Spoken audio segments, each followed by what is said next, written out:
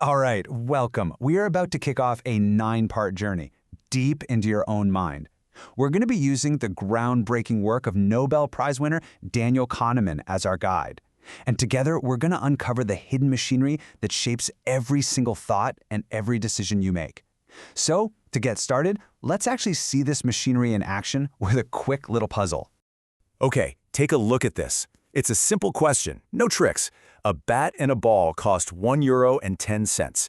The bat costs exactly €1 more than the ball. So how much is the ball? Just go with your gut answer, the first number that pops into your head. Got it? Now, if the number 10 cents just jumped into your brain, you are in very, very good company. That's the intuitive answer, right? It just feels right, almost instantly. But, and here's the twist, the right answer is actually 5 cents. Think about it. If the ball is 5 cents and the bat is €1 more, that's €1.05. Add them together and you get €1.10. The reason your brain probably made that tiny mistake is the key to understanding, well, everything else we're going to talk about. So what exactly was going on in there? That little intuitive leap, that feeling of certainty even when you were wrong. That moment reveals the two main characters who are running the show inside your mind all the time. Kahneman gives them really simple names, System 1 and System 2. You can think of them as the two core engines of your thinking. System 1 is this lightning-fast automatic pilot. And System 2, well, that's the slow, deliberate, and frankly, kind of lazy co-pilot. And here's where it gets really fascinating. This slide kind of lays out the fundamental conflict happening in your mind. You've got System 1 on one side. It's fast, it's intuitive, it's emotional, and it's always on. And on the other side, there's System 2. It's slow, logical, and it takes real conscious effort. These two are in a constant tug of war for control of your attention. So let's really dive into System 1. Honestly, this is the star of our mental show. It handles the vast majority of your daily life without you ever having to consciously think about it at all. It's your autopilot. Just look at these examples. You don't have to try to do any of this stuff. The answer to 2 + 2 just appears in your head. You know the phrases bread and butter. You can instantly sense anger in someone's tone of voice. This is System 1, and it's working its magic effortlessly right now in the background.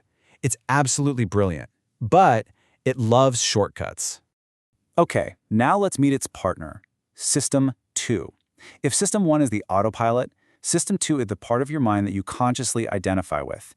It's the you that has beliefs, that makes choices, and that decides what to actually think about and focus on.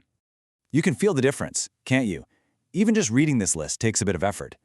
Calculating 17 times 24 isn't automatic. You have to actively engage your brain. System 2 needs attention, and you know what? Attention is a limited resource. It gets tired, and when it gets tired, it gets lazy. So this brings us to the central question, right? If System 1 is this impulsive hero and System 2 is the careful but lazy supervisor, who is actually calling the shots in your head? Let's go right back to our puzzle. It perfectly exposes the relationship. Your fast, intuitive System 1 saw the numbers. It saw $1.10 and $1.00, and it just jumped to the easy but wrong answer of 10 cents. Now, your effortful System 2 could have checked the math, but that takes energy. So it just accepted System 1's suggestion. It basically endorsed the error. And this right here, this quote just brilliantly illustrates the core illusion of our minds. We love to think of ourselves as these rational beings making deliberate choices. But way more often than we'd like to admit, System 1 has already made the call based on a gut feeling, and System 2's main job is just to come up with a logical-sounding reason for it after the fact. So here's the crucial point. This whole dynamic isn't just for brain teasers.